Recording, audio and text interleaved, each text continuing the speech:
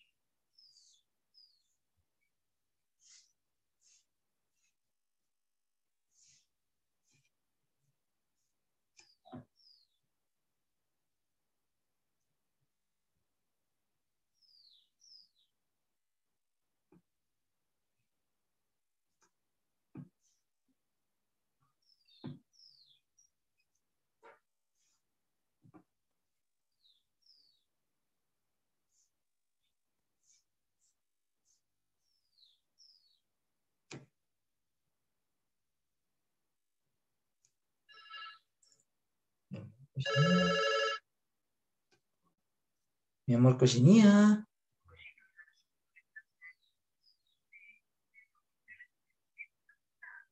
Va, pues es que ya voy a comenzar clase. Ahorita voy, va pues, ahorita voy, va pues.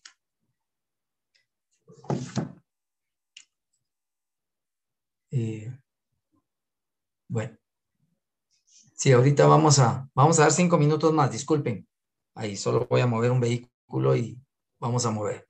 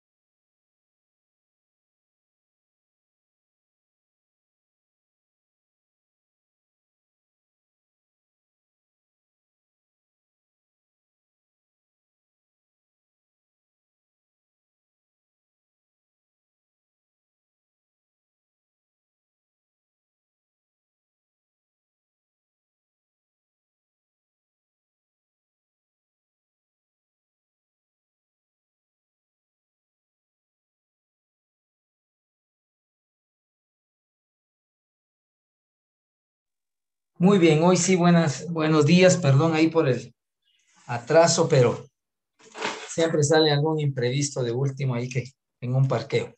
Qué gusto saludarlos a todos. Ahí veo que están comenzando ya en lo que es la fase final. Vamos a poner aquí el video, ¿verdad? Muchas gracias a todos, buenos días.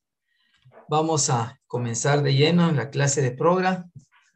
Vamos a tener presente este día que si en el día de la aflicción te desanimas, muy limitada es tu fortaleza, nos dice Proverbios 24:10. Y pues recordemos que día a día, algunos dicen cuando regresemos a la normalidad, esta es la normalidad que nosotros ya tenemos, cuando regresemos a la forma que estábamos acostumbrados antes del 14 de marzo del año pasado, entonces pues definitivamente, pero hay que ver que todavía hay algunas situaciones que nosotros tenemos que afrontar y pues mientras ese retomar la forma que estábamos acostumbrados, que definitivamente tuvo que haber cambiado, y no nos debemos desanimar, porque nosotros somos fuertes y Dios nos da esa fortaleza. Entonces, ya viendo esto, vamos a entrar de lleno a lo que es la clase de hoy, donde vamos a analizar los conceptos de qué son particiones y fragmentaciones de memoria y algunas estrategias para la asignación de memoria. Vamos a ver si están despiertos. Vamos a ver, pues, ¿cómo se puede obtener el número 1000 sumando 8 números 8? A ver, vamos a ver quién me da esa solución. 30 segundos a partir de ahorita. Vamos a poner, aquí está, 30 segundos.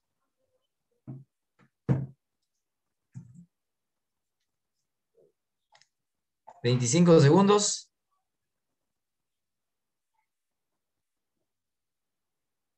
20.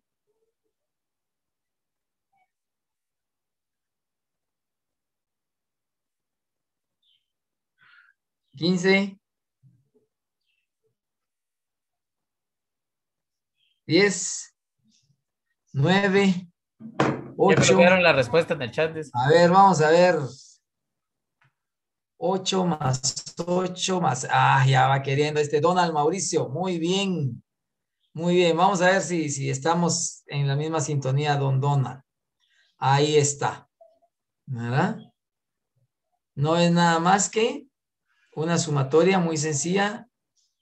888 más 88 más 8 más 8 más 8 me da 1000.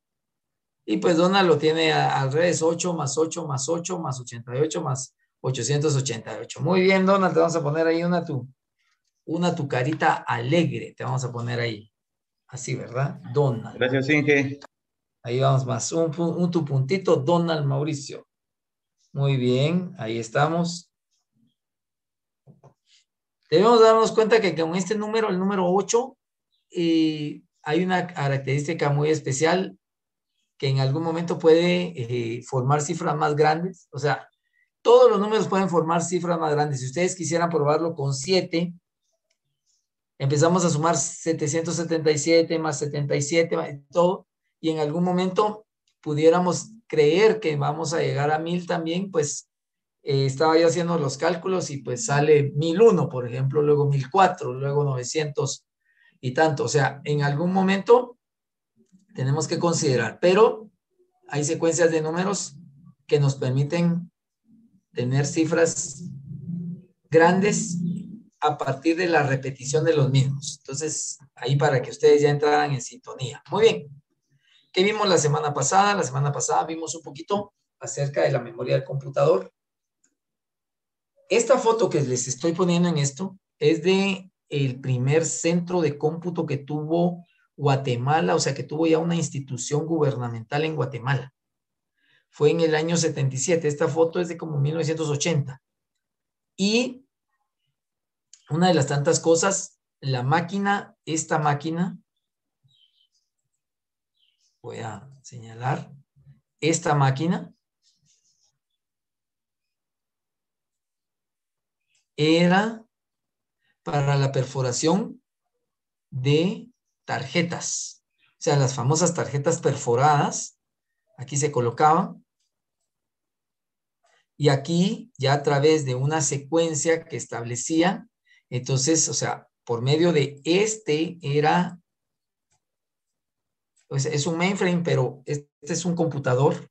Esta era una de las computadoras que nada más a través de esta terminal tonta, pues se requerían algunos procesos. Esto estaba conectado a esta máquina por medio de la cual yo podía programar a la perforadora y ya colocaba aquí las tarjetas y lo único que hacía aquí la perforadora era en una tarjeta perforada que tenía esta forma, entonces donde habían líneas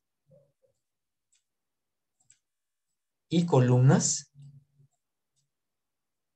así, él lo único que hacía era una perforación y luego esta misma, o sea, estaba el lector que a través de un haz de luz, lo que hacía era donde había una perforación, pues era un 1 y ceros, y eso que es lo que le daba, ya decodificaba y era, por ejemplo, eso servía para almacenar registros, pero usted podía ir a la municipalidad y la municipalidad después tenía también esto, y ¿qué era lo que hacía? Muy bien, le daban una su tarjeta y con esa tarjeta, mire, yo quiero pagar mi agua, decía.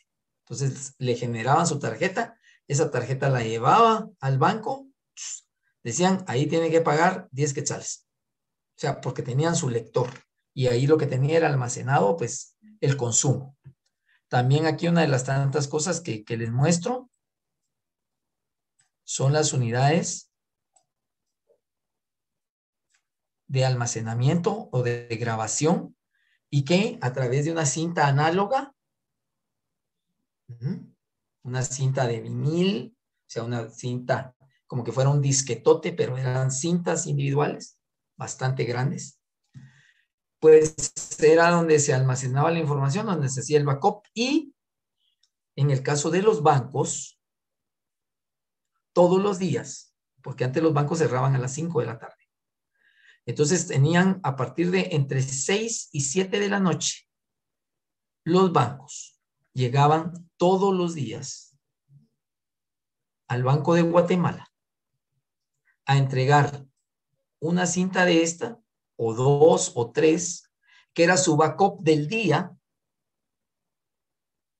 y tomaban las que habían llevado el día anterior, porque estas eran regrabables, y entonces dejaban el backup del día. Fíjense cómo eran los sistemas antes.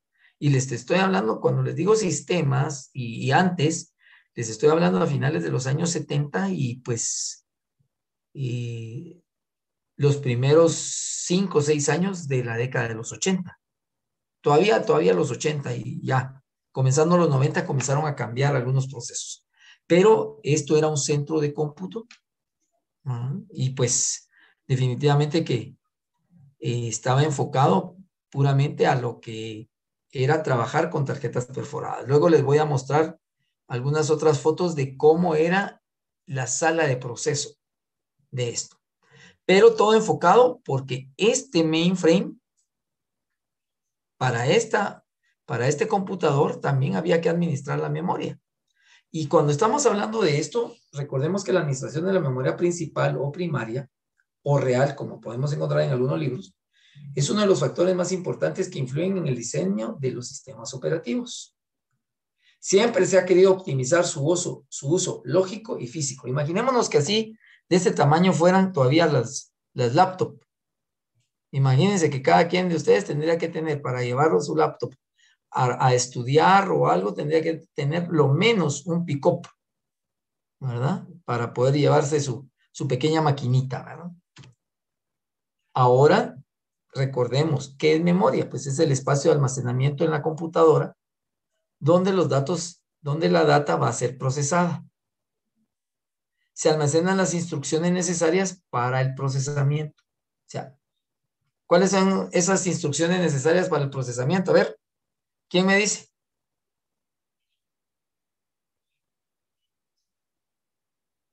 A ver, aquí cuando estamos hablando de esas instrucciones necesarias, estamos hablando del sistema operativo. ¿Cuáles son los tipos de memoria que encontramos? Principalmente encontramos 4.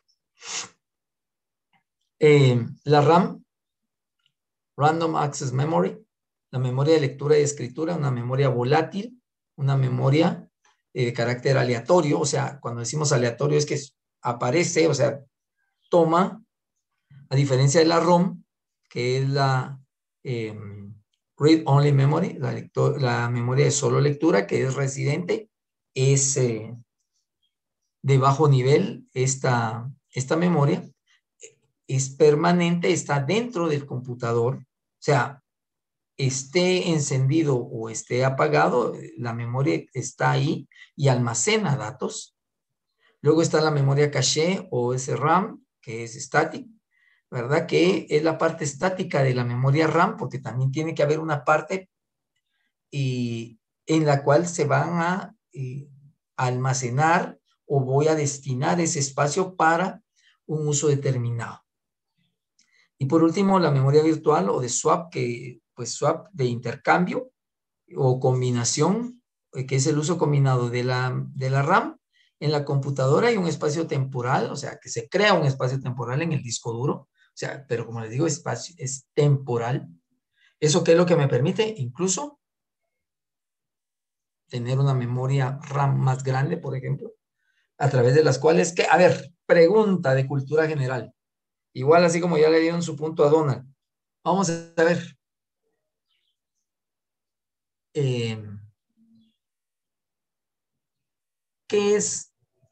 ¿Qué procesos se llevan a cabo en la RAM?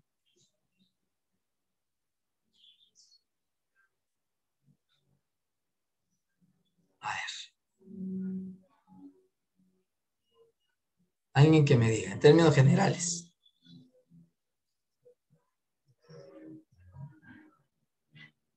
¿Qué procesos? ¿Qué voy a hacer que de manera temporal resida en la RAM? Los programas que se abren. Correcto. Muy bien, Brandon. Los programas que se abren. En este caso, vamos a anotar aquí Brandon. Brandon. Eso. El software de aplicación, el software que ustedes vayan a aperturar. Esa es la función de la RAM. Ahí se apertura, lo tomo, que incluso lo puedo ir a traer, lo puedo ir a jalar de ROM, lo abro porque es volátil, acuérdense, y esa se enciende, surge cuando se enciende, se liga el computador, y ahí estamos. Termina, regresa.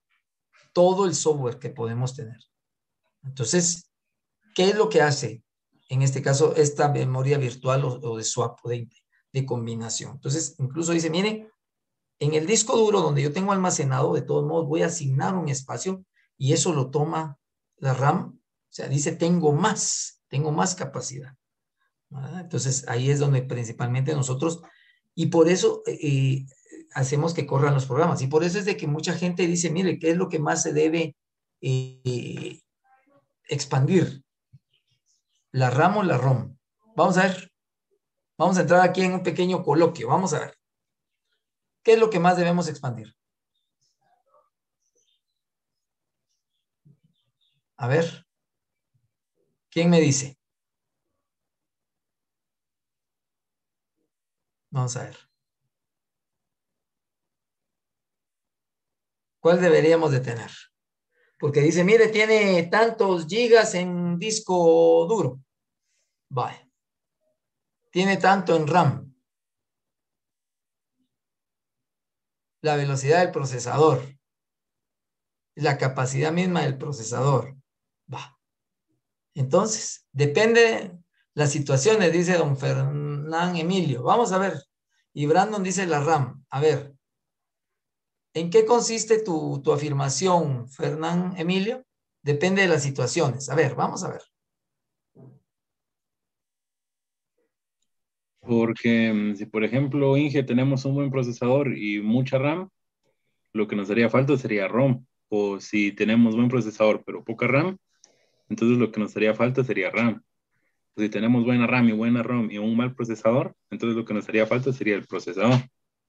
Entonces Ajá. dependería de la situación de la que nosotros tengamos el inconveniente.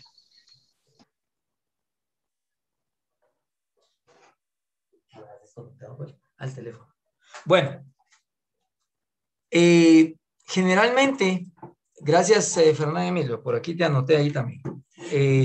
Una de las cosas que estamos viendo es que, por ejemplo, cada vez más las aplicaciones o el software está requiriendo de mayores capacidades que ofrecen las máquinas. ¿Se han dado cuenta ustedes de eso?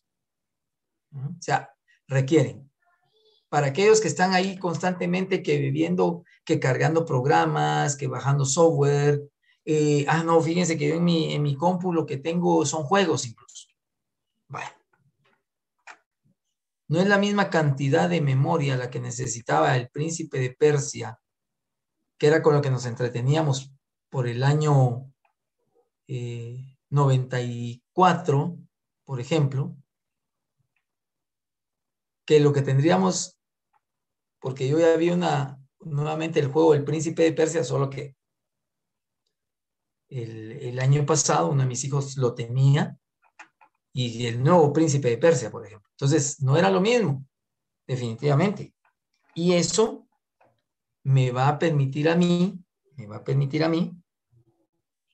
el darme cuenta que las aplicaciones, que todo está, incluso ha habido un cambio, ahí sí que exponencial, entre la programación orientada a objeto de los años 90 con la programación orientada a objeto 30 años después. ¿Y eso qué es lo que hace? Que requiere que tenga que las características y capacidades de los equipos sean lo suficientemente fortalecidas para soportar los requerimientos propios que ese software obliga. Y mucho está enfocado en la memoria. No solamente la velocidad con la que va a correr el procesador, que definitivamente que eso a nivel de gráficos es fundamental, pero la memoria también, y principalmente la memoria RAM. Fíjese que ahora el software o todo lo que descarguemos necesita mucho espacio para almacenarse, porque también hay una tendencia de que necesitan espacio para almacenarse, pero necesitan, o sea, gran espacio para almacenamiento, pero necesitan poco espacio para poder correr. Así se lo venden. Pero vamos más que nada a esa memoria virtual, porque toma parte de la capacidad que tienen los discos duros. ¿Por qué? Porque generalmente ahora lo que estamos haciendo es ofreciendo computadoras con discos duros ya, que como les decía, cuando nos decían que el AS400 iba a tener un arreglo de discos de 30 gigas y nosotros nos poníamos a pensar que esa cantidad lógica, cómo se podía representar de manera física, entonces definitivamente que es imposible imaginarnos cómo cada vez van bajando, bajando y bajando esas, se van maximizando las capacidades lógicas y se van reduciendo los espacios físicos. Y eso tiene mucho que ver con la memoria. Muy bien. Entonces, vimos también algunos modelos de gestión de memoria, los sistemas tradicionales o monoproceso. Y la memoria principal está dividida en un espacio para lo que es el sistema operativo y otro para los programas, el programa que se va a ejecutar uno a la vez. Y los sistemas de multiproceso, que es el sistema operativo, o sea, en este caso, él va a estar ejecutando también acerca de lo que es el monitor, el núcleo, todo lo que tiene que administrar el mismo sistema operativo como tal, y la parte del usuario, o sea, los diferentes procesos.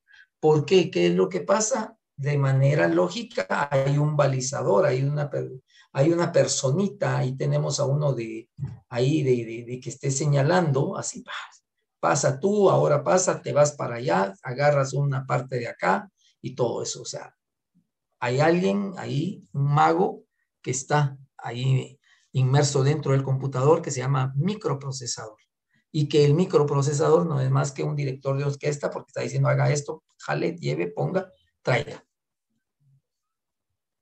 En el modelo de gestión de memoria lo que se necesita es una subdivisión dinámica, o sea, en lo que es el sistema operativo, para gestionar la memoria como tal y que pueda efectuarse un reparto eficiente de la memoria. O sea, tenemos un pastel y lo partimos, ¿verdad? O sea, tenemos el pastelito y tenemos que hacer un reparto eficiente. Pero esto sería, aquí ese es el pie que nosotros conocemos. Pero ¿qué es lo que sucede? La memoria me va a decir que yo necesito esta parte y esto involucra que hay una parte de acá. Y eso lo hace. Conforme yo voy liberando, esto se va regresando, ¿verdad? O es asignado a otro proceso. Eso me va a permitir a mí generar mayores espacios para que hayan más procesos corriendo a la vez. ¿Por qué? Porque tanto la memoria como la unidad central del proceso, como el procesador en sí, se comparten, o sea, se van dividiendo, se van separando y van asignando más espacios. Y aquí va terminando uno, no necesita que se termine totalmente, sino que cuando comienza a liberar un poco de memoria, el que lo va necesitando se lo va dando. Entonces, ahí es donde comienzan los direccionamientos y lo vamos a ver hoy, porque vamos a darnos cuenta que en la memoria no está solo el bloquecito, no está en la cajita de aguas, no está nada más ese espacio donde voy a asignar, sino que vamos a ver un poco más adelante. Lo que buscamos es que haya un máximo número de procesos y que nuestro procesador trabaje a un 100%. Vimos que dentro de las técnicas para la gestión de la memoria, pues, ya sea de monousuario o de multiprogramación, pues en monousuario, sabemos, está trabajando un proceso a la vez. Ahí no hay más que esperar a que cuando se termina de ejecutar un proceso, pues entra el otro. En la multiprogramación, multiproceso, multitarea, nos damos cuenta que hay donde estamos enfocados en la memoria que está asignada bien dentro del computador, pues para que pueda darse una eficiente administración y gestión del mismo, vamos a tener particiones y van a haber algunas fijas y unas variables. En la multiprogramación de carácter virtual, cuando estamos trabajando con la memoria virtual, pues entonces, ¿qué es lo que hacemos? Vamos a trabajar con paginación, con segmentación. Incluso podemos hacer una combinación de ambas, pero en todas hay dos conceptos fundamentales y que son actuales. Lo primero es que ya sea que utilicemos particiones fijas o variables o paginación o segmentación o una combinación de esto va enfocado que la multiprogramación requiere de relocalizaciones, reubicaciones, o sea, direccionamientos. O sea, un proceso comienza en una dirección, pero necesita otro espacio y entonces esto y luego se dirige a otra dirección y esto lo direcciona todavía a otro espacio y así. Y que todo también debe contar con la protección. ¿Para qué? Para que no vayan a haber esas colisiones. Que no vaya a estar que en un espacio que yo estoy asignando en memoria esté llegando y ahí todavía hay un proceso que se está llevando a cabo y entonces ¡pah! Colisionan y se cae el sistema.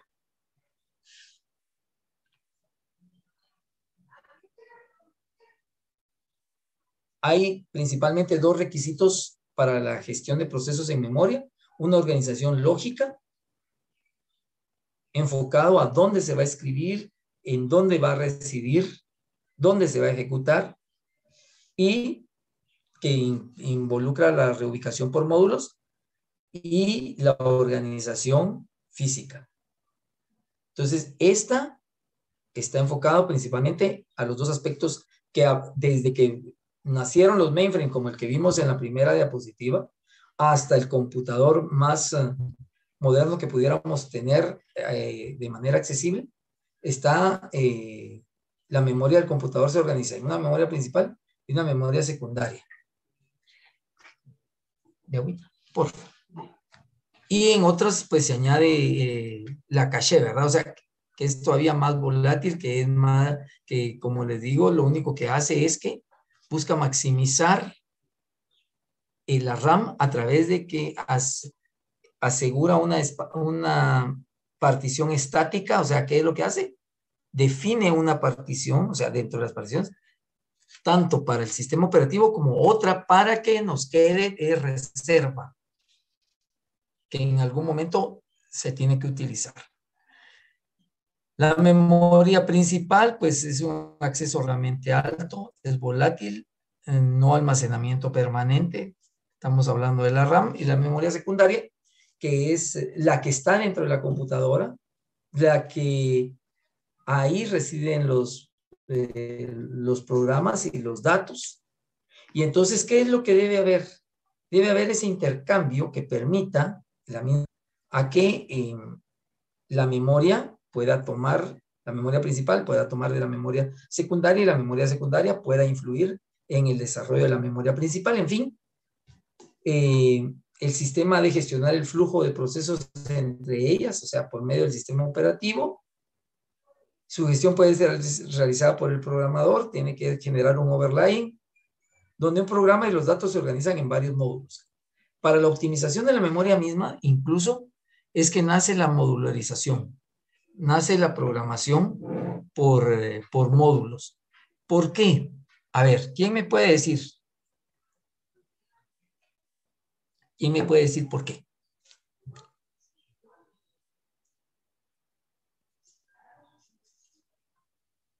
A ver.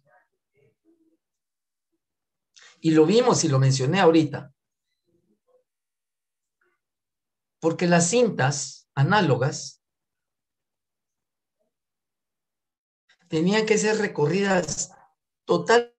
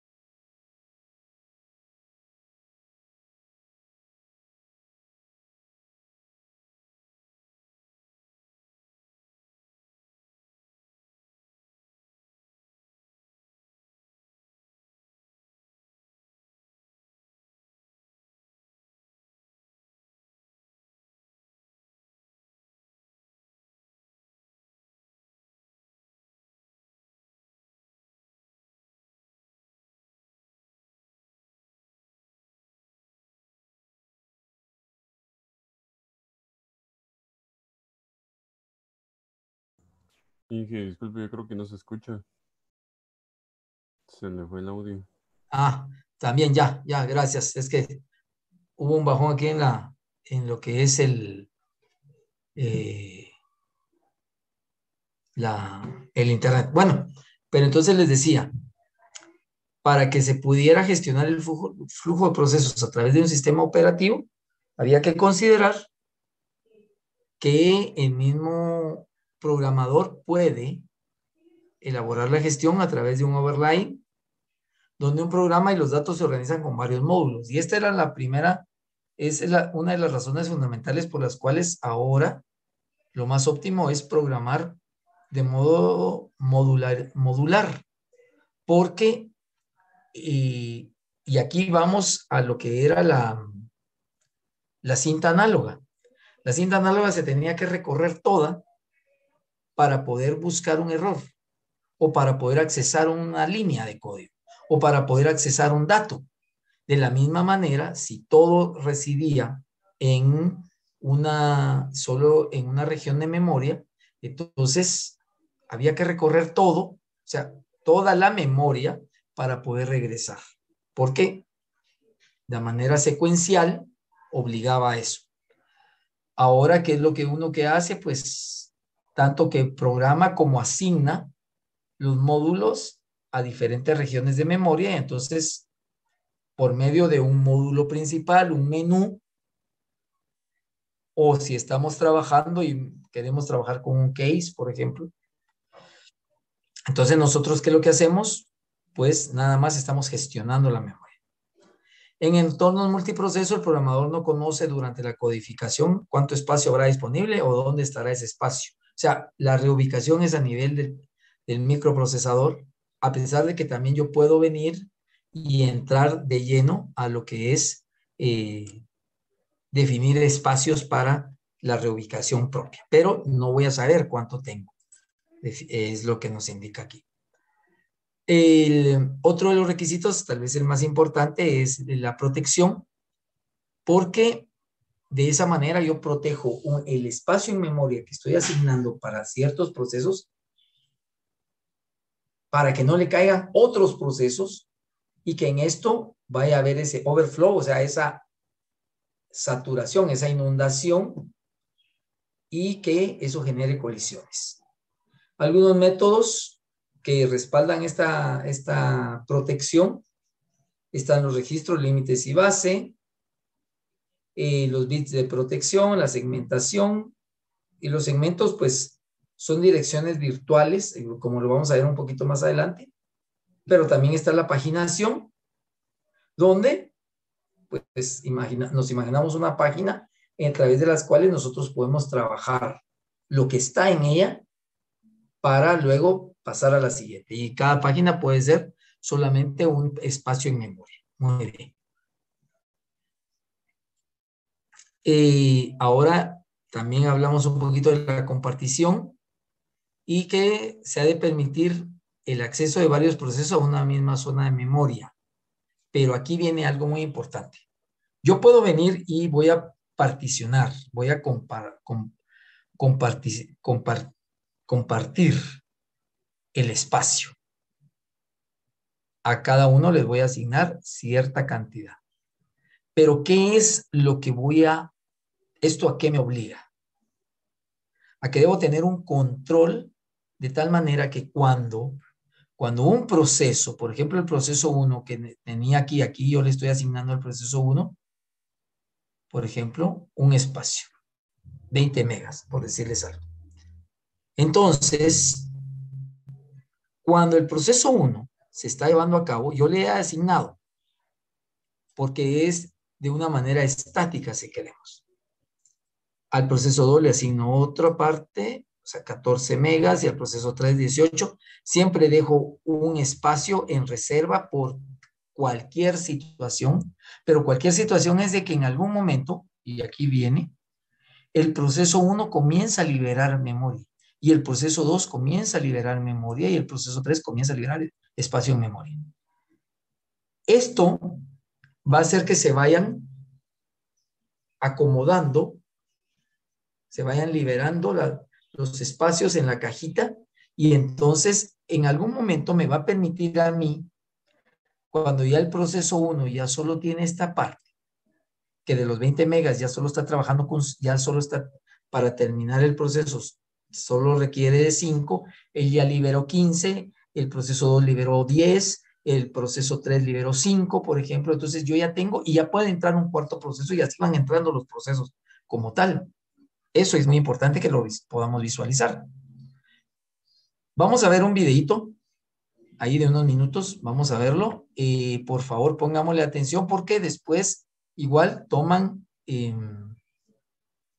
van a tomar una idea. Este es un proyecto que hicieron unos alumnos precisamente de una facultad, y fíjense que se me ocurrió que algo así, yo les voy a asignar los temas,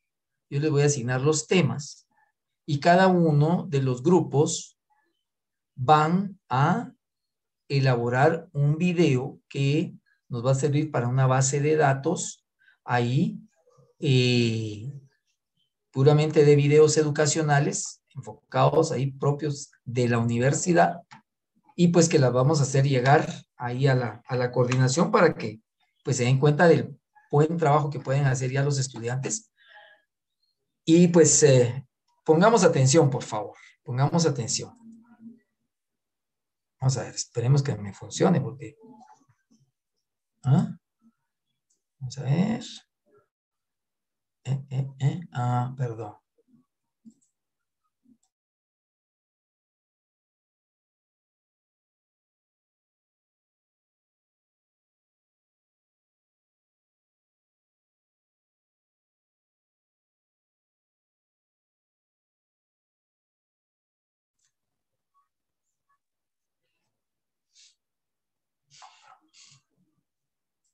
Mi equipo de trabajo está conformado por Arévalo Pedro, Contento Eddie, Johnny González y Nayo Salinas. Asignación contigua. Se necesita siempre la dirección del primer bloque. Cada archivo ocupa un conjunto de bloques continuos en disco. Todo archivo se puede leer de una vez, es decir, tiene un buen rendimiento. Sin embargo, produce bastante fragmentación externa y es fácil el acceso directo a bloques.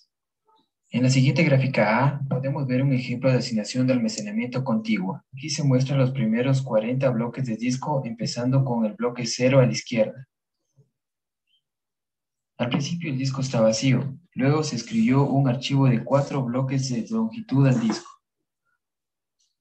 Posteriormente se escribió un archivo de 3 bloques llamado B. Observe que cada archivo empieza al inicio de un nuevo bloque.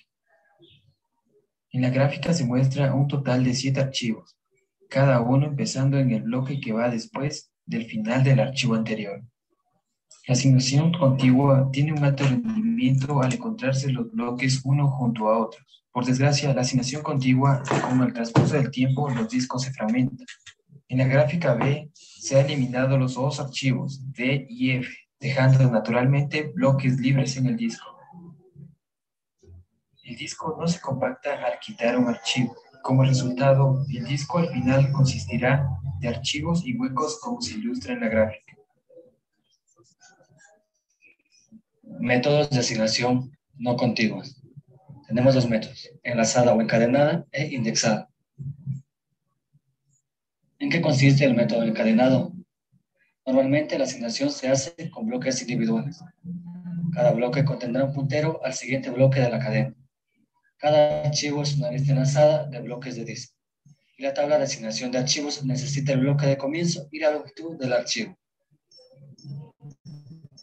Tenemos el disco que está distribuido por bloques. Cada bloque tiene un apuntador o un índice que apunta al siguiente bloque de la cadena. También tenemos una tabla de asignación de archivos, donde tenemos el nombre del archivo, bloque de inicio y la longitud que se va a recorrer.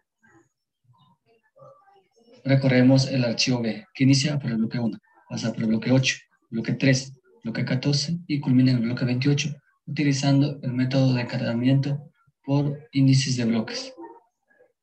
Método indexado. La tabla de asignación de archivos contiene un índice. Los índices no están almacenados físicamente en la tabla. Todos los punteros a los bloques están juntos en una localización concreta, bloque índice. El índice de archivo se guarda en un bloque aparte y la asignación se da en bloques de tamaño fijo y variable. A diferencia del método encadenado, en este método tenemos un bloque índice que está físicamente en la memoria, mediante el cual podemos acceder a todos los bloques de dicho archivo. Y no se tiene que pasar por uno o más bloques para llegar al bloque que se desee, como se hacía en el método encadenado. Algunas ventajas. El archivo puede crecer dinámicamente cuando hay bloques de disco libre. No hay fragmentación externa. Y hay un buen acceso directo y no se necesita compactar. Gestión de espacio libre de memoria. ¿Qué es la gestión de espacio libre? Se debe gestionar el espacio que no está asignado a ningún archivo. Es necesario saber qué bloques están disponibles. Entonces, hace falta una tabla de asignación de disco. Técnicas de uso común para la asignación de espacio libre de memoria. Tenemos tablas de bits, listas enlazadas y la indexación. Tabla de bits.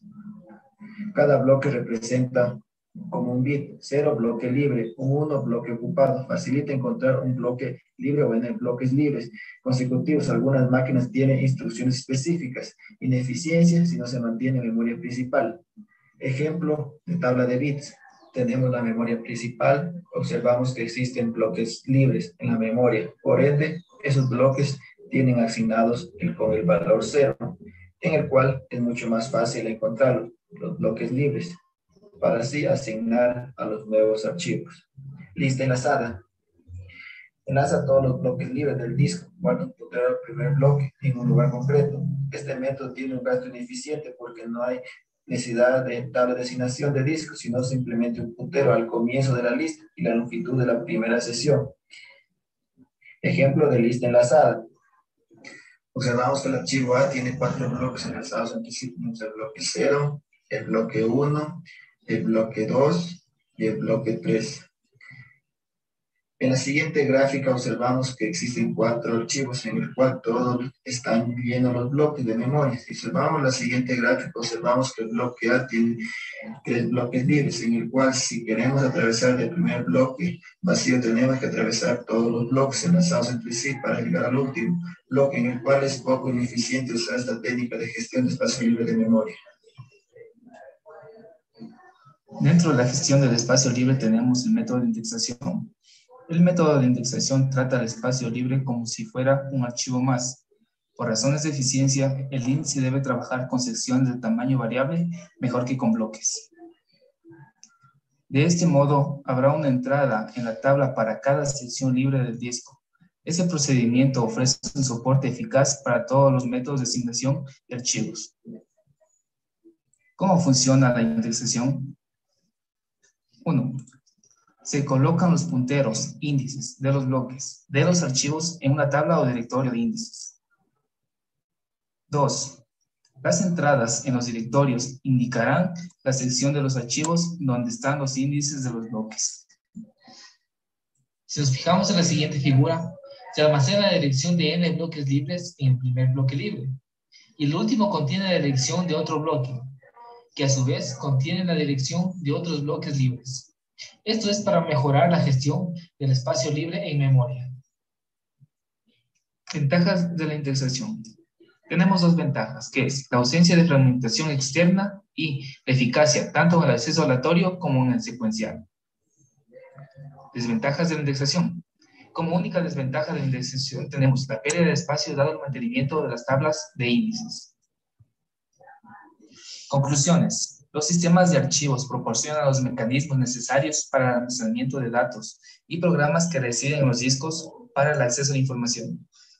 La asignación indexada trata mucho de los problemas de las asignaciones contigua y encadenada, utilizando un índice separador en la tabla de asignaciones de archivos. La asignación por bloques elimina la fragmentación externa, mientras que la asignación por secciones de tamaño variable mejora la cercanía. La indexación en sistema de archivos trata el espacio libre como si fuera un archivo más, facilitando la gestión del espacio libre existente en toda la memoria.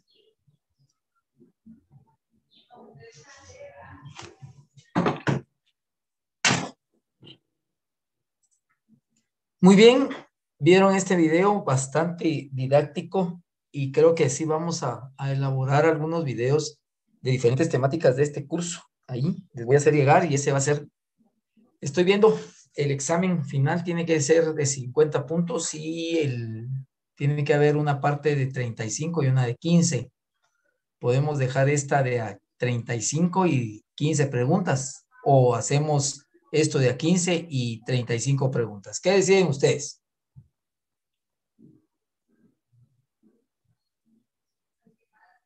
Utilizando todos los recursos, haciendo esto es algo que tal vez lo hicieron en primer año, ya no de quinto semestre, ¿verdad? O sea, ¿qué dicen ustedes?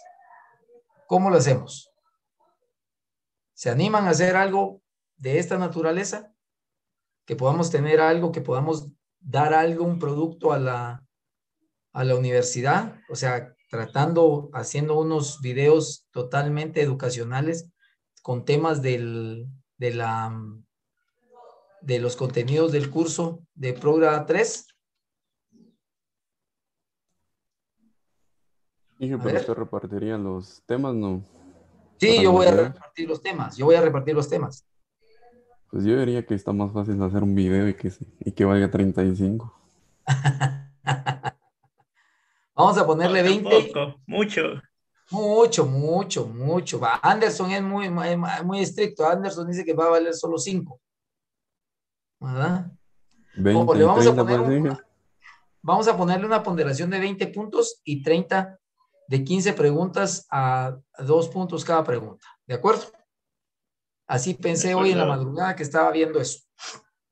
Entonces, pero quiero que esos videos sean, porque ahí sí que va a ser como un algoritmo, y a los que les di algoritmo se recordarán, ¿va? Es corre o no corre, 0 o 20, de una vez. No me hago tanto problema, ¿verdad? Entonces, muy bien. Así vamos a quedar. Entonces, ahora, pues, vamos a ver de qué forma podemos optimizar el espacio en la memoria. Porque esa es la finalidad de esta parte del curso. ¿Cómo podemos optimizar la memoria? Ustedes van a ser ingenieros y tienen que dar esas soluciones, no tienen que generar problemas en esto. Muy bien.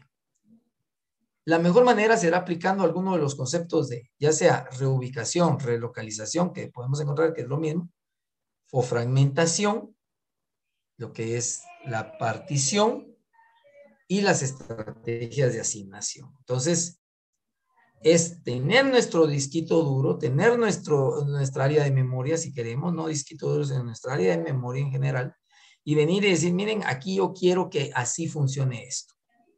¿Verdad? Bueno.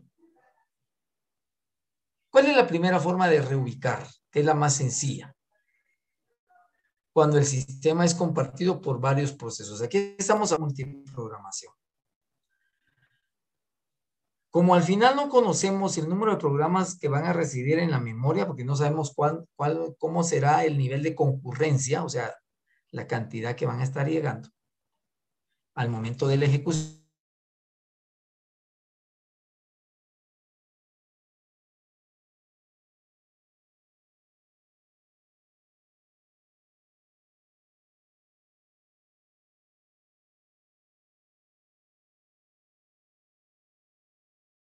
Nuevamente me disculpo porque aquí está muy inestable lo que es la señal. De verdad, disculpen, jóvenes, pero ya estamos nuevamente, ¿verdad?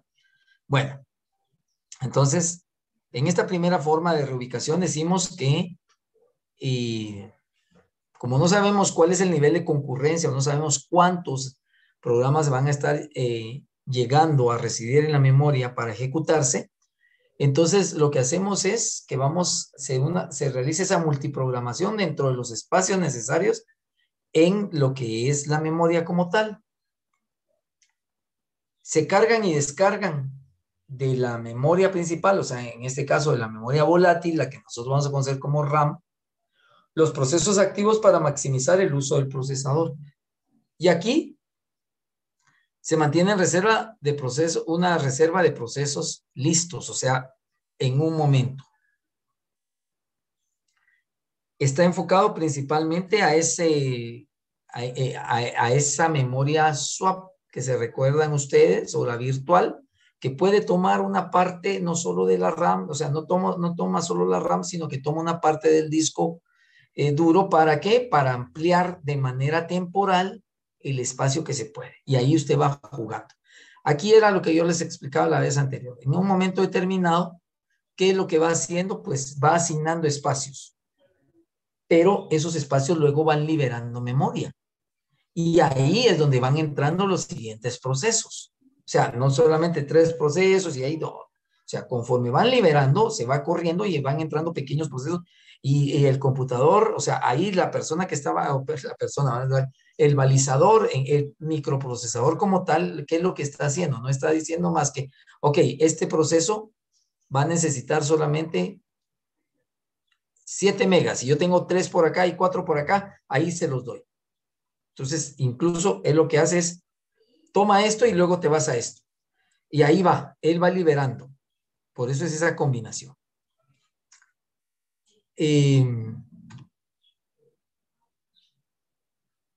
La segunda forma de reubicación, el programa no puede ser escrito en direcciones absolutas. O sea, en la primera él le dice, mire, toma tantos. Y conforme vas liberando, pues yo voy a ir viendo si puedo ir metiendo unos. ¿Verdad? Y aquí viene la segunda, que es cuando yo les digo que en algún momento si necesitamos 7, pero aquí tenemos 4 y tenemos 3 por acá, pues él lo que va a tratar es de juntar estos y va a decir, si no, viene esta forma de reubicación en la que él dice, comienzas aquí y luego te vas para acá. Pero aquí, ¿qué es la mayor característica? Que el sistema debe conocer la ubicación de la información para llevar un control del proceso, para ver cómo es la pila de ejecución, que es lo que va a ir llegando para que le pueda ir entrando otro proceso como tal, y cuál es el punto de partida, o sea, aquí, ya entró aquí, bueno, y aquí comienza y ahora ¿a dónde se va? Siempre él lo que va a estar haciendo es estar jugando con con los espacios que tiene disponibles. Entonces dice, miren, ¿qué es lo que pasa? Fíjense que aquí yo le estoy asignando al proceso 1 y el proceso 3. ¿Y qué pasa con el proceso 2? El proceso 2 tiene un espacio, o sea, requiere de un mayor espacio que no hay en este momento. Entonces, ¿qué es lo que hace? Conforme el proceso 4 sí tiene un espacio. Sí, dentro de este espacio que queda, sí lo puedo. Entonces, lo puedo agregar acá y me va a ir liberando. ¿Qué sucede cuando ya se liberó un espacio mayor? Entonces entra el otro proceso y así va él jugando. Él va a ir jugando y va diciendo, ok, pero ¿qué sucede? En algún momento, la ubicación, y como decía el video, la ubicación contigua, si no hay una misma dinámica de control y precisamente de llevar la pila de ejecución, entonces no se van a poder ir como corriendo los espacios para ir dejando los nuevos y que ahí vayan entrando otros procesos.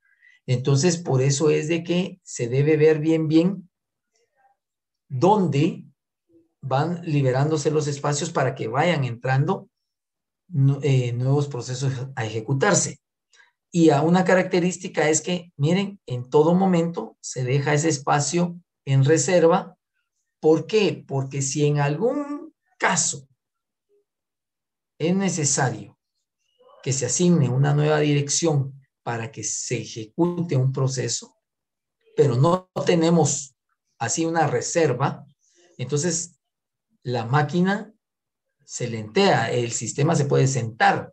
Pero si tenemos eso, solo lo utilizo el tiempo mínimo, solo me lo direcciona y vuelve a quedar ese espacio. Esa es una herramienta que me va a permitir a mí la optimización de los procesos como tal.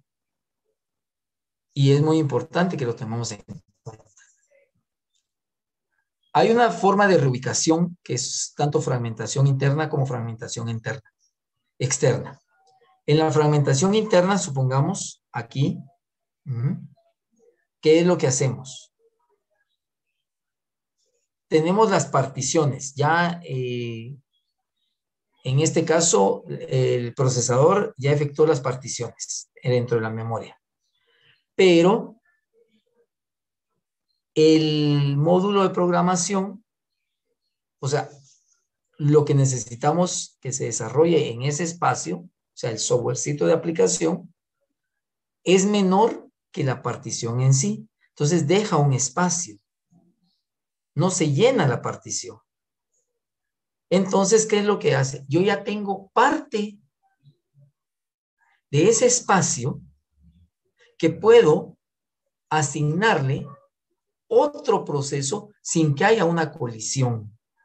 O sea, tomo ese espacio donde estoy, o sea, el espacio general, que ahí sí que la partición es de 10K, 10 megas si ustedes quieren, y mi proceso solo utiliza 7.5. Hay 2.5 que en algún momento, si no logro yo asignar otro proceso que tuviera que utilizar solo 2 megas, puedo perderlo. O sea, nadie lo va a usar. Y ahí puede haber un desperdicio, como nos dice así. Pero, ¿qué es lo que debe considerarse? Que si hay espacios en cada una de las particiones, y ahí va en el nuevo direccionamiento incluso, yo lo que hago es de que empiezo a asignar y tengo un proceso que necesita, yo tengo 2.5 disponibles y hay un proceso que necesita 3.5.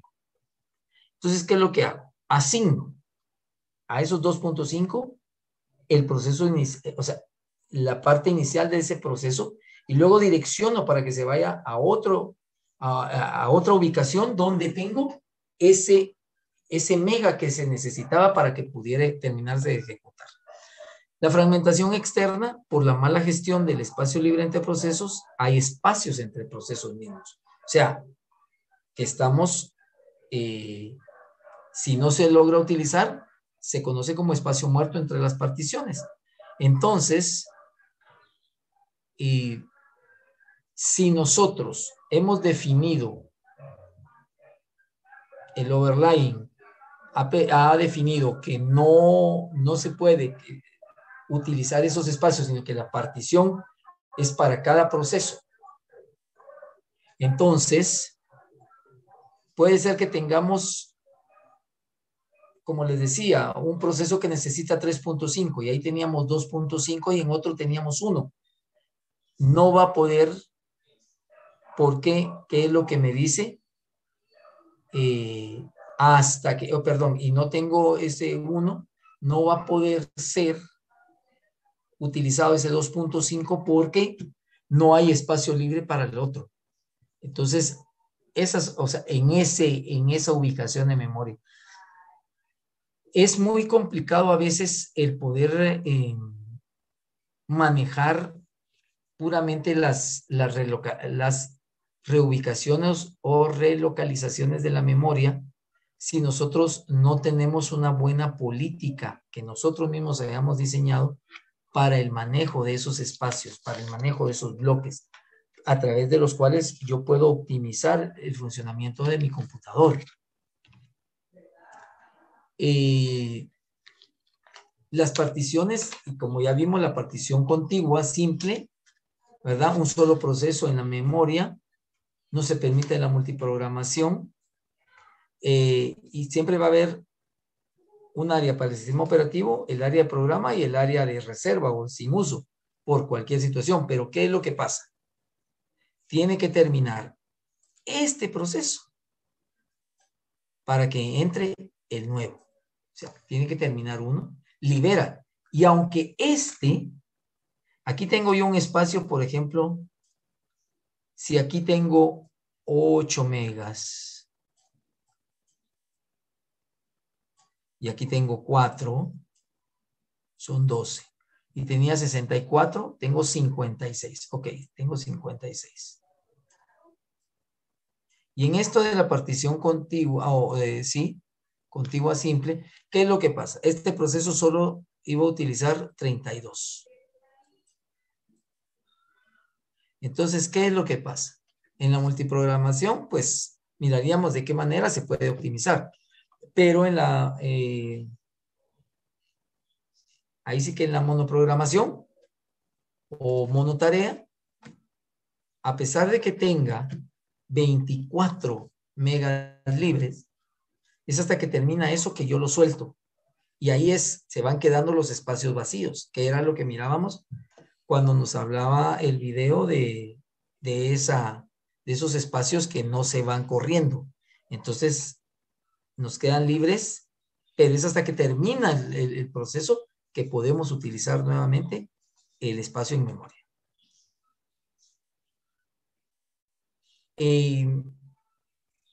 La carga de programa de las particiones, estos ya han manejado las particiones estáticas con el sistema Operative System de IBM en lo que era el 360.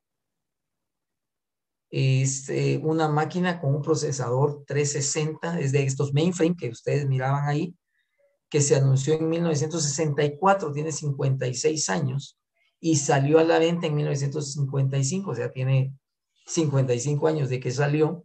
Imagínense esto. ¿Qué era lo que hacía? Venía y hacía el pastel, ¿verdad? O sea, viene él y hace el pastel y particiona en partes iguales.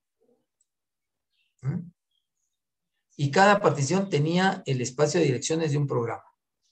Los procesos de tamaño menor o igual al de la partición podían ser ejecutados. Útil si se conocían las necesidades de memoria de los procesos.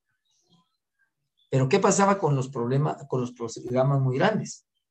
No había una partición suficiente y se tenía, porque el diseño estaba sobre los overlays, o sea, sobre el espacio que se definía. Entonces, Los programas pequeños utilizaban su partición o menos de la partición, pero podían ahí correr sin mayor problema. Los grandes, tenía que haber una redefinición de las particiones para poder correrlas. ¿Y qué pasaba si, bueno, eso lo hacían por una vez y después se tenía que correr los demás porque todos cuadraban? Y si llegaba otro, o crecía uno de los que estaba dentro ya, había que redefinir nuevamente las particiones.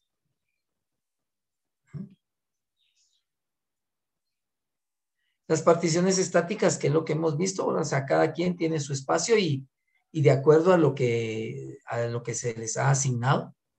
Entonces, si a alguien le queda justo, pues ahí está. Si un proceso le sobra, o sea, va a tener ya sea una fragmentación interna o una fragmentación externa, puede haber desperdicio.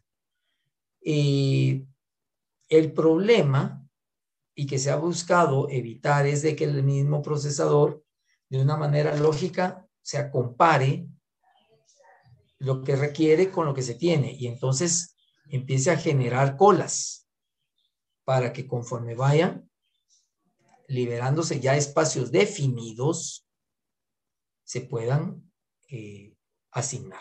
Y aquí ahí viene una cuestión, o sea, los procesos nuevos, tanto en las particiones estáticas, es que como ya está la cantidad puramente definida, en algún momento, ¿qué es lo que se puede hacer? Pues estos mismos espacios se pueden particionar ellos mismos para que dentro de esos espacios puedan haber una especie de subespacios en los cuales se puedan asignar más procesos que se van a ejecutar.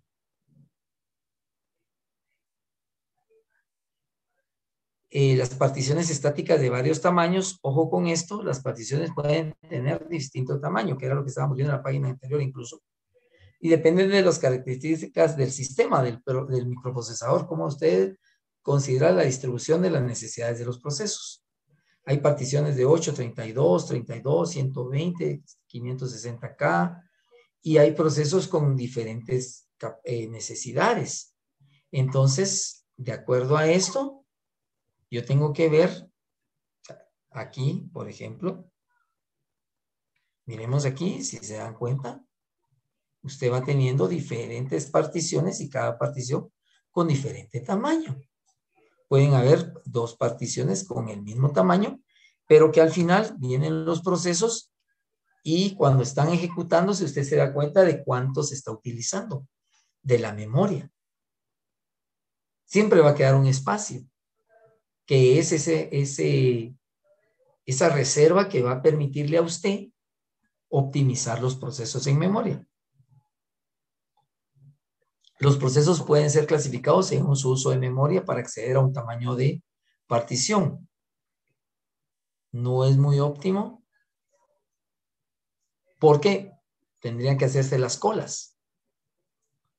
Y mientras no haya espacio, ese proceso se queda.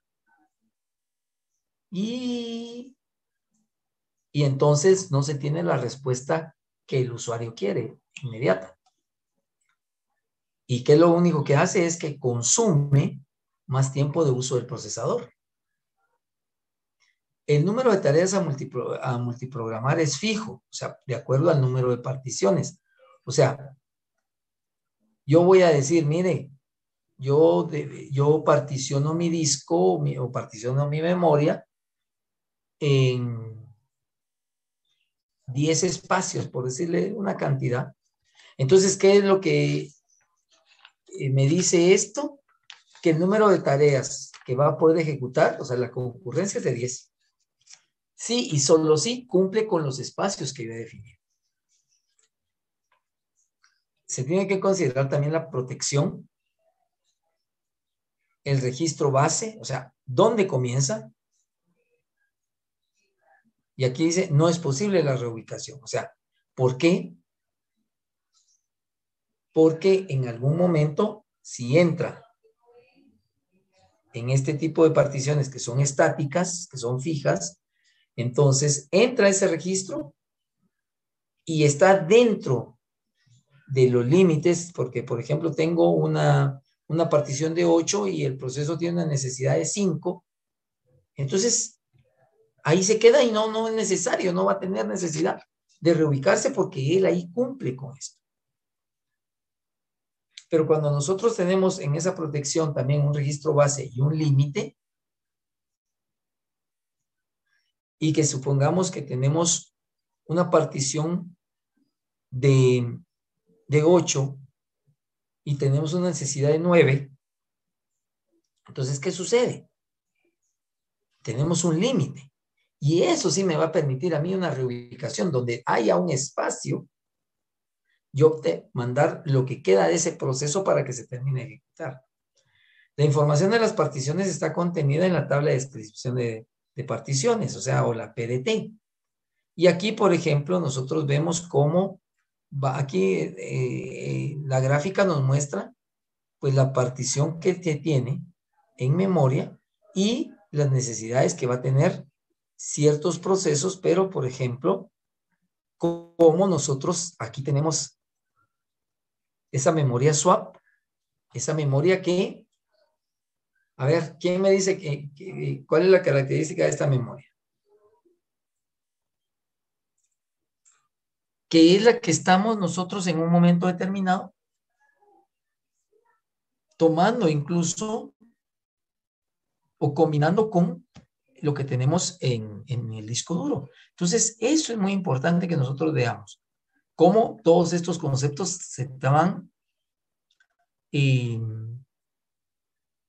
interrelacionando para poder gestionar mi memoria. Ahora, ¿por qué estamos casi solo viendo particiones estáticas?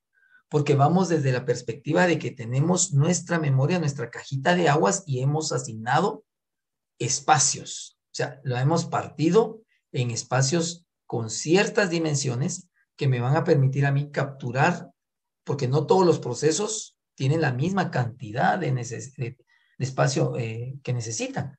Entonces, bueno, la primera fue partirla ahí sí que en partes iguales para poder trabajarlo. Pero ¿qué sucedió cuando los espacios no eran lo suficientemente grandes, amplios para que pudiera llegar a un proceso? Y entonces estas particiones estáticas se tuvieron que también considerar los diferentes tamaños. Por las colas, como les decía, las colas, una cola para cada partición o tipo. Entonces, ya definitivamente que está la cola de trabajo para la partición 1, como la vemos acá. Y la partición 1, que es este tamaño, ¿qué es lo que van a entrar? Procesos que solo se pueden ejecutar en el espacio que tiene la partición 1. Y si la partición 1 tenía 8, voy a tener espacio para que se puedan desarrollar procesos que tienen de 8 o menos. Eso es. Los trabajos se asignan a las colas en la ejecución, pero solo trabajos que pueden ejecutarse en esa partición.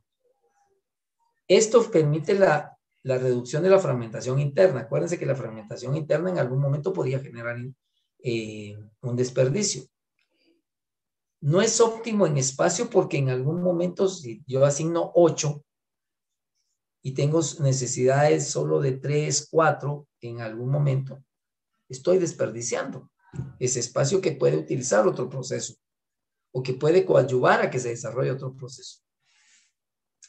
Cuando hay una cola única, o sea que es de acuerdo a donde haya espacio que lo voy a ir asignando, hay una mayor fragmentación, o sea que se pueden partir los procesos para ir a ser reubicados, redireccionados y que de una u otra manera están. Aquí comienza uno, por ejemplo, aquí comienza el proceso, luego se va para acá, luego regresa acá, en fin. Para ello es necesario un algoritmo de asignación en la partición. Estas asignaciones se refiere cuando los procesos entran en una cola de entrada, que sería una cola así. Esto es una cola. El sistema los asigna en función de la memoria disponible y necesitada. O sea, aquí está, este está disponible. Entonces, aquí los voy a poner. Y la cola se ordena según el algoritmo, o sea, primero en entrar, primero en salir, primero en entrar, último en salir. O sea, eso ya está que se puede hacer. Ahora vienen las particiones dinámicas. Todo eso era la partición estática, que incluso nosotros podemos entrar de una manera muy directa a través del overlaying para que podamos definirlos. Primero porque, como incluso decía, muchas veces se desconoce el tamaño del programa que se va a ejecutar. Y entonces, ante eso, ¿qué es lo que se hace? Mejor buscamos las particiones dinámicas, porque las particiones, el tamaño de ellas se ajustan a los procesos. O sea, ¿qué es lo que pasa? Bueno, este necesita tanto, se abre. Este necesita tanto, se abre. Este necesita tanto, se abre. Y empiezo a liberar espacio. La gestión de las particiones se realiza mediante tablas de las zonas de memoria asignada y las zonas de memoria libre. No existe una fragmentación interna o es muy pequeña. O sea, lo que se busca es que haya el menor desperdicio. O sea, si tengo una partición de 8, pues que entren todos los de 8. Pero esa partición se crea cuando viene el proceso de 8. Entonces yo le doy 8. Pero viene uno de 6, entonces yo vengo y mejor le doy 6. Para que haya, no puedo porque solo de A7 tengo, entonces de A7, por ejemplo, evitando el desperdicio. Es necesaria la compactación, hasta ahora escuchamos ese término, o sea, y la compactación no es más que ir corriendo para que se compacten todos y me empiecen a dejar los espacios necesarios. Y aquí en esta gráfica lo vemos, ¿verdad? Entonces, por ejemplo, el sistema operativo necesita un espacio. Cada uno de los procesos va jalando el espacio que se le va asignando de acuerdo a su requerimiento. Y entonces ahí va jugando con cada uno de ellos para evitar que haya desperdicio. Otra de las formas de particionar la memoria es el swapping. Y el swapping, acuérdense que si swap es combinar, intercambiar, pues es intercambiando, ¿verdad? Y cómo los procesos para ejecutarse deben estar primero en la memoria. O sea, eso sí, la multiprogramación va a permitir una planificación rápida que necesita que en un momento involucra a varios procesos en memoria. Estos procesos van a figurar en una cola. El proceso finalizado es cargar esa cola en la memoria y si es necesario se descarga otro proceso. O sea, ese swap permite que se combine con lo que es la memoria secundaria para que en algún momento, cuando la memoria principal, si aquí se desarrollara todo, va a tener un overflow, va a tener una inundación, va a tener una sobrecarga. El swapping permite que vayamos a la memoria secundaria, que vayamos a la memoria ROM, tengamos ahí se lleva a cabo un proceso, pero que luego me regresa a la memoria principal, porque es de ahí de donde va a salir la respuesta, por ejemplo. ¿Qué pasa? El swapping es muy costoso. El tiempo de intercambio es prácticamente el de transferencia, que es proporcional a la mem intercambiada, o sea, se tarda más. El espacio de memoria del proceso se vuelca a mi disco duro, a la memoria secundaria. Y las necesidades de memoria mayores que la memoria existente. O sea, ¿qué sucede? Cuando tenemos, por ejemplo, una aplicación con gráficos y esta requiere más de la memoria, ¿qué sucede generalmente? Nos damos cuenta que la máquina se lentea, que los gráficos no se van a desarrollar como uno quisiera. Entonces, es porque en algún momento las necesidades de memoria son mayores que la memoria que existe como tal. En algunos sistemas se asigna un área de swapping durante la creación del proceso, sí, o sea, para que se pueda llevar a cabo esta forma de partición, tiene que existir esto.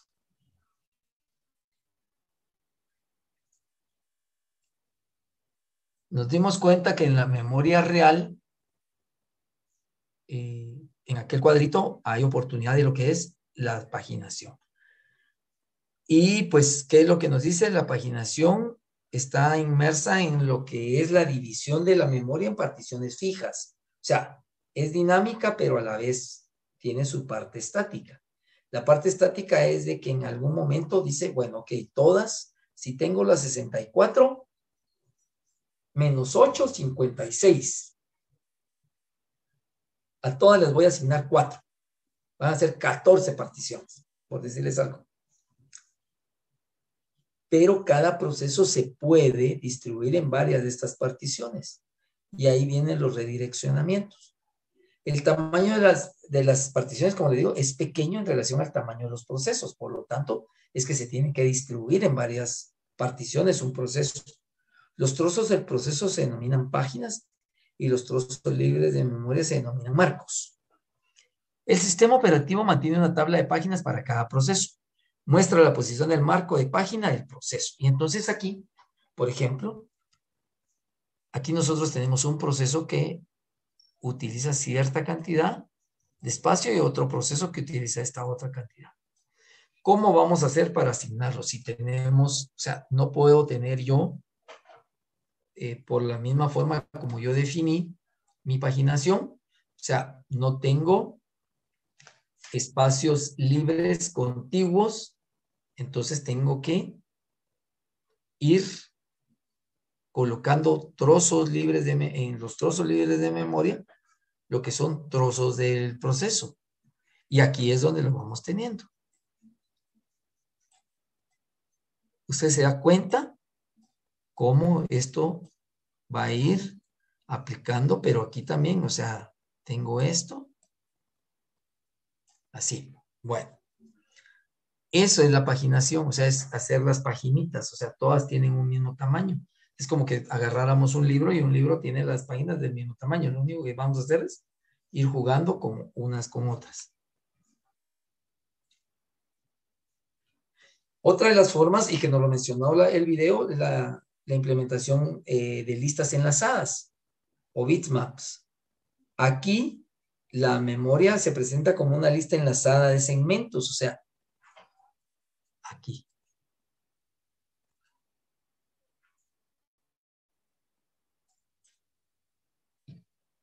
Esta indica si es hueco, o sea, si hay un espacio, o sea, libre, o ya hay un proceso en este.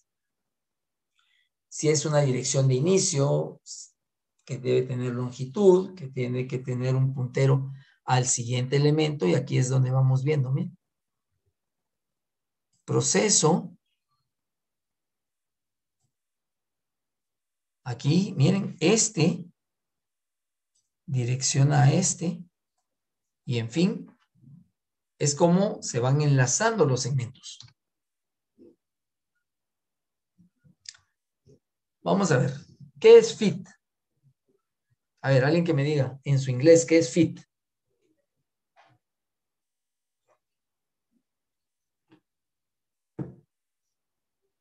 ¿Qué considera que es fit? A ver.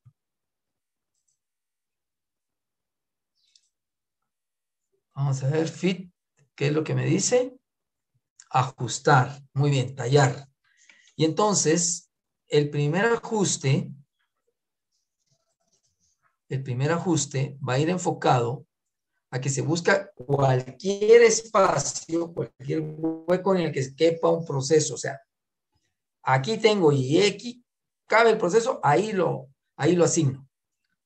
Para cada una de esas asignaciones se crea una entrada de proceso y otra de espacio o de hueco. Es algo rápido. O sea, ¿por qué? Porque tenemos varios espacios. Y aquí yo sé que en este espacio me cabe el proceso A, aquí lo pongo. Y luego tengo el proceso B y aquí tengo otro espacio que ahí tiene la longitud necesaria, ahí le asigno. Y esto es algo más rápido. En el próximo ajuste o next fit, si el flujo de llegada de procesos es uniforme, todos con las mismas necesidades de memoria. En este caso, pues, Si todo es uniforme, yo sé que mis procesos todos van a tener cierta longitud, entonces, ¿qué es lo que pasa? Pues yo sé que van a ir uno tras otro y comienza cada proceso donde se realiza la última asignación. O sea, vengo aquí, lleno acá, el siguiente le sigue y el siguiente va así. El mejor ajuste es aquel que va a buscar en toda la lista el espacio hueco que mejor se adapta a las necesidades. O sea, que al decir que mejor se adapta, el que menos fragmentación interna pueda generar. Entonces, el más pequeño de los posibles. Si necesito 9, pues voy a buscar algunos que tengan 10. Si necesito 7, pues voy a buscar el que tiene espacio 8. Si necesito 25, pues voy a buscar el que tiene 32, si así lo definí. Es un poco lento porque busca siempre en toda la lista para poder asignar. Este es el que me queda bien, no solamente aquí necesito 7 y aquí tengo uno de 32, ahí lo meto. No, tengo que buscar el que se acerca más al número. ¿Ah? Vale. ¿Qué puede pasar en un momento? Que como voy ajustando lo más que pueda, entonces puedo ir dejando espacios cada vez, o sea, pequeños, que al final no voy a utilizarlos. Entonces, ¿puede haber un desperdicio de espacio en la memoria? Sí. O sea, no logro porque fui dejando solamente espacios de a uno, de a uno, de a uno, y el siguiente proceso que tengo es de a 25. Entonces, no lo voy a partir en 25 tampoco, pues, sino que tengo que ver de qué manera lo puedo arreglar. Y el peor ajuste, el peor talle, es aquel de que tengo 25 y busco el espacio más grande. ¿Ah? Y bueno, tengo 32, pues no hay ningún problema, ahí lo pongo. Pero si solo había uno de 40, pues definitivamente que ahí lo voy a poner. Eso que sobra, bien puede en algún momento, de acuerdo a la programación, bien puede asignársele otro proceso, o sea, reutilizar ese espacio. ¿Mm?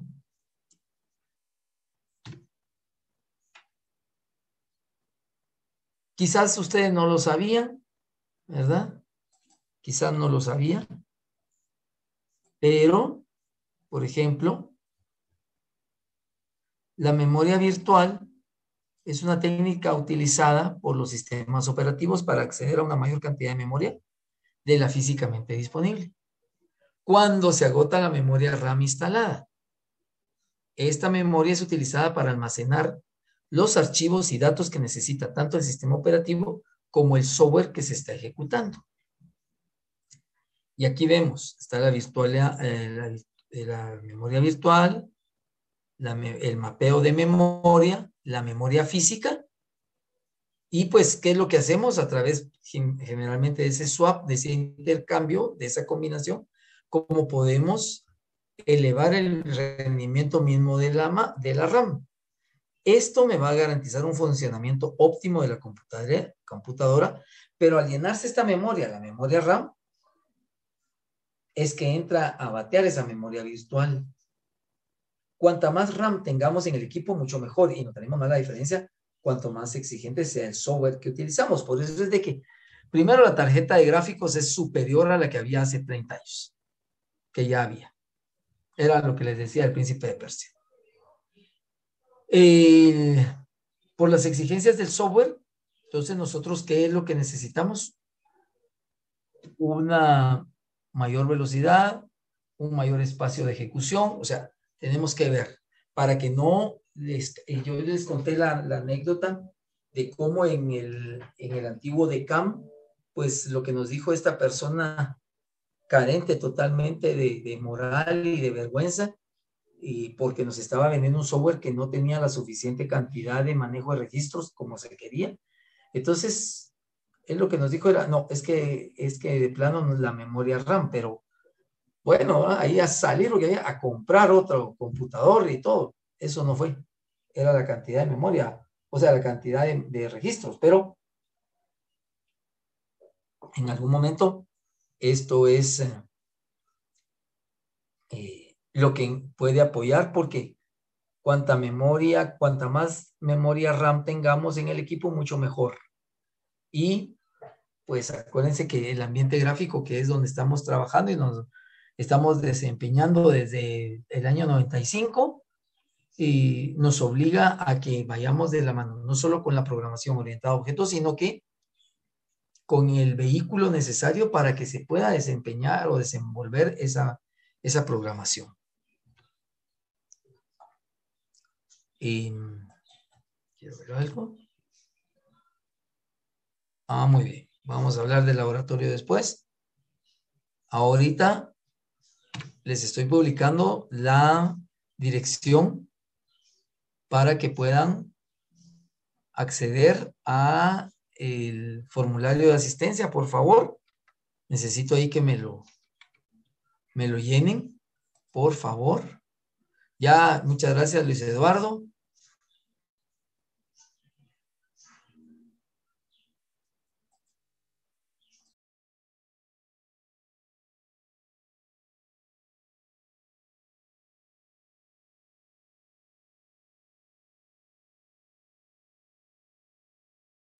Muy bien, ahí van.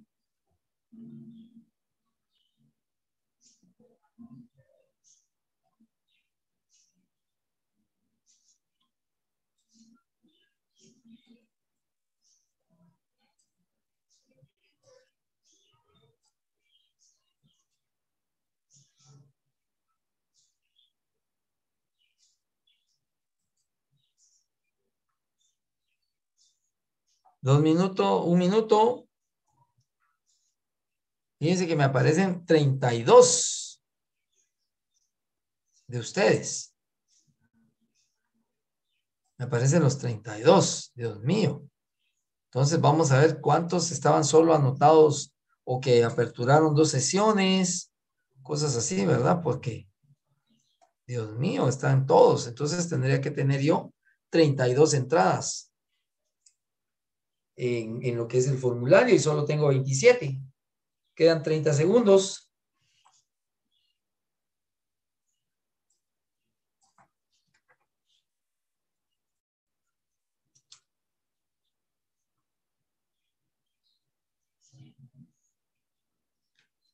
Muy bien. 15 segundos, ya nadie más. Vaya.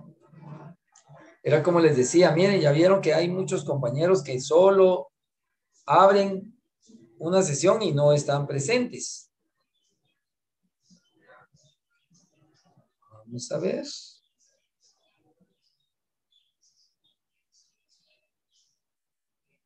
Lick, una pregunta. Inge, Sí. perdón. Sí. No sé si el mío se envió, que tenía un poquito problemitas de conexión, pero sí lo mandé cuando usted lo puso, pero no sé si se envió. ¿Quién? A ver, vamos a ver. José Manuel Figueroa.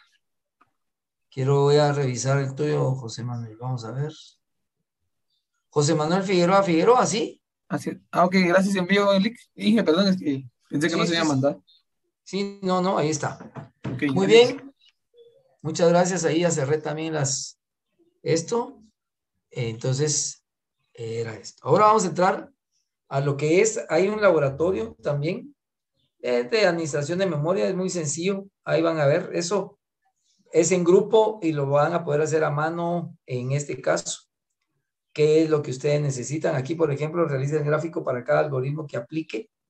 Y cuando les digo algoritmo, lo único que tienen que ver es, de acuerdo a la partición, en dónde sería el bloque de memoria para un proceso que requiere 17.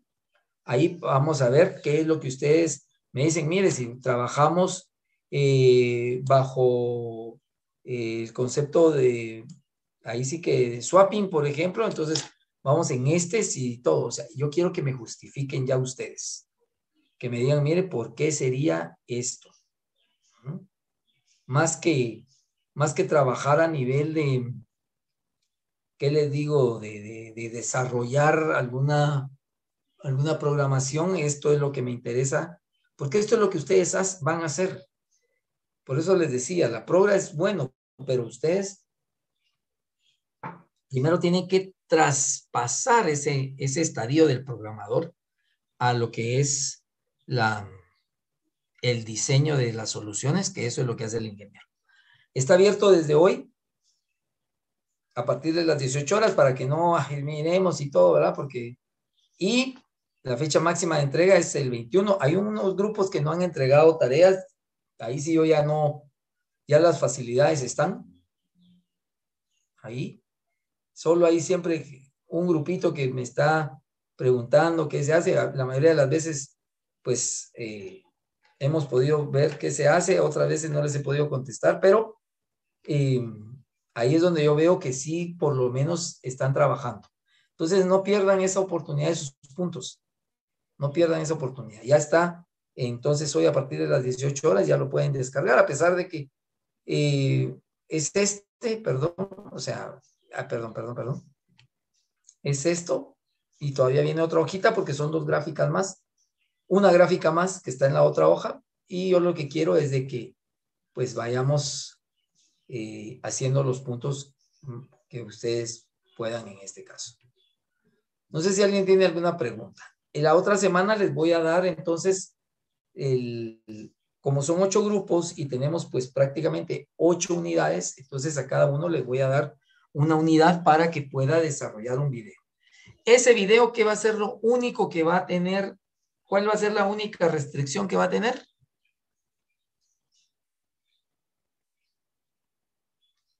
Que deben explotar al máximo su creatividad. No quiero solamente que me estén pasando una diapositiva y todo. Hay tantos recursos para hacer presentaciones, pero cada uno son grupos de a 4. Entonces, los 4 tienen que intervenir. Y aquí vamos a ponerle cierto grado de dificultad, pero que va a ser en beneficio, ¿verdad? ¿Qué vamos a hacer? Si yo voy a presentar una parte del video, por lo menos de 1 minuto, porque vamos a ver de que el video no pase de 5 minutos. O sea, va a tener entre 5 y 6 minutos.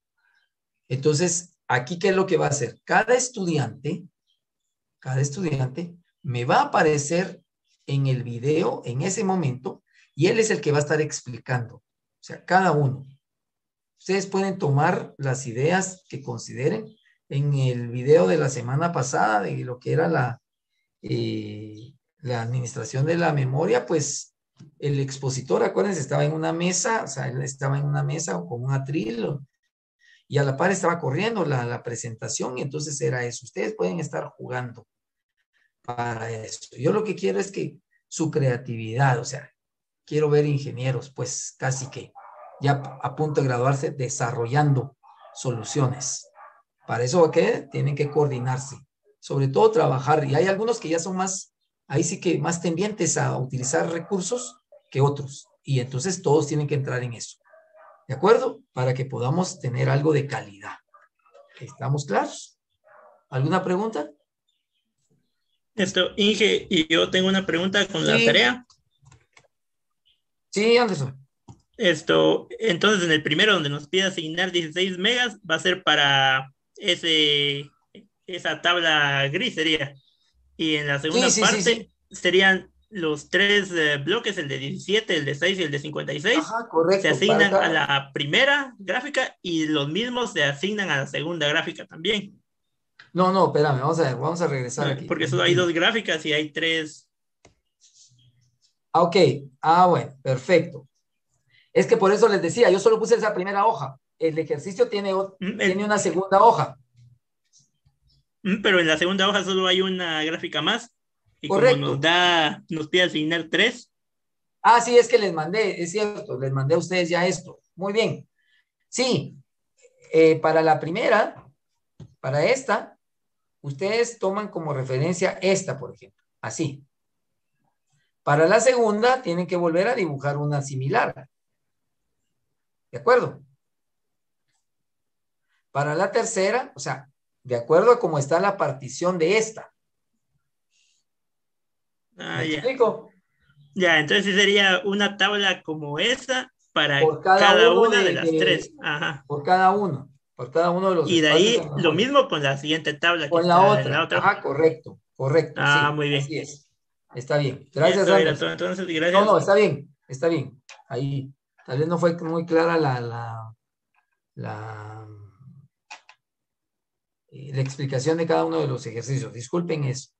Entonces ya como se los mandé, temprano se los mandé, es cierto. Les mandé la presentación y les mandé el laboratorio. Entonces ya algunos ya pudieron haber empezado a ver en qué consistía y pues empezar a trabajarlo, ¿verdad? Ustedes tienen a partir de hoy hasta el viernes para subirlo a la tarea. Por favor, a pesar de que es tarea en grupo, todos deben subirla. Todos deben subirlo. ¿Por qué? Porque si lo hacen y no lo suben, es como que no lo hubieran hecho. Por favor, a pesar de que lo hagan en grupo y hagan uno y ya después se distribuyen, cada quien con su nombre lo sube, pues. Pero lo tienen que subir. Porque hay algunos que están en un grupo, han subido los otros y este no lo subió. Entonces, ahí ya no puedo hacer nada, ¿verdad? Bueno, pero si no tienen alguna otra pregunta, yo les agradezco su atención. Les deseo muy, muy buena y bendecida semana. De verdad, cuídense, cuidémonos todos, no nos arriesguemos, ¿verdad? Que Dios nos cuide y nos proteja y nos libre de todo mal y de toda enfermedad, de todo virus, porque todavía está ahí. Y pues todavía no nos toca la faja etaria para las vacunas, entonces todavía estoy en esas. Y ustedes pues que están muy patojos todavía. Les deseo un excelente fin de semana, pero sobre todo un muy bonito sábado. Terminen sus clases hoy, descansen y sobre todo pues a echarle muchas ganas porque ya va terminando el semestre. Prácticamente en un mes lo estamos terminando, o sea, 4 sesiones más. Y ahora ya se pueden poner a platicar para decir, mira, yo conozco tal recurso, yo todo, para que la semana entrante, cuando yo les asigne los temas, entonces ya vengamos y digamos, ahí está. Mientras tanto, que tengan muy feliz tarde y nos hemos de platicar la próxima semana. Qué gusto saludar a los jóvenes. Gracias, ingeniero. Nos vemos. Feliz fin de... Buen provecho también. Adiós.